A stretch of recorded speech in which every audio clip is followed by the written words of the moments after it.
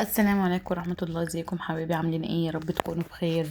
انا رانيا ودي قناتي، ولو اول مرة تشوفوني ما تنسوش اللايك لو عجبكم الفيديو. هنا هنعمل حاجة حلوة جدا للصيف والحر اللي احنا فيه ده، الدنت. معانا هنا نص كوباية كاكاو خام، يا ريت الكاكاو يكون نوع نضيف علشان طعم الدنت بيفرق. تلت كوباية سكر، السكر ده مظبوط، لو حابة اكتر من كده براحتك. 3 معالق نشا، بنزل عليهم بكوبايتين لبن او كوبايتين حليب، بقلبهم على البارد كويس جدا زي ما احنا بنشوف دلوقتي هو خرز او كتل معايا. بفضل اضرب فيه بالراحة واحدة واحدة لحد ما التكتلات دي تماما تفك، واتأكد 100% ان النشا بتاعتي فكت على البارد، علشان النشا لما احطها على النار هتكلكع مني. اضرب كل ده كويس جدا على البارد قبل ما ارفعه على النار علشان النشا بتاعتي ما تكلكعش، واتاكد ان كل ده داب قبل ما احطه على النار. حاجه كده مفيش اسهل من كده، والنتيجه ان شاء الله هتعجبكم.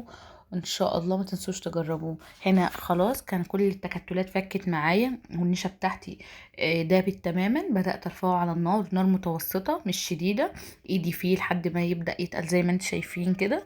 عندي بقى ايه؟ شوكولاته بالحليب، اي شوكولاته متاحه، مش حاجه معينه.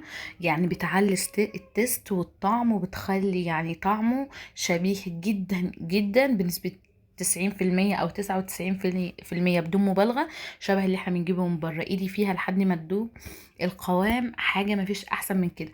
ممكن يبقى بالنسبه لك سائل او مش هيربط، لا احنا اوريدي مش عايزينه يربط، لان اللي احنا بنجيبه من بره بيبقى مش زي المهلبيه او الجيلي ماسك نفسه، لا هو بيبقى كريمي شوية كده، فاحنا عايزينه زيه بالظبط. هبدأ اصبه في الكاسات او الكوبايات بتاعتي او اطباق التقديم، اي حاجة متاحة عندك. بفضل بقى بفضيه واسيبه لحد ما يبرد تماما، بدخله التلاجة.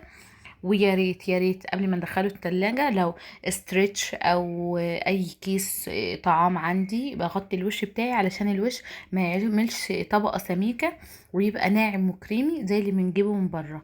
حاجة كده خيال، حاجة باردة في الحر اللي احنا فيه ده، من غير وقفة كتير في المطبخ.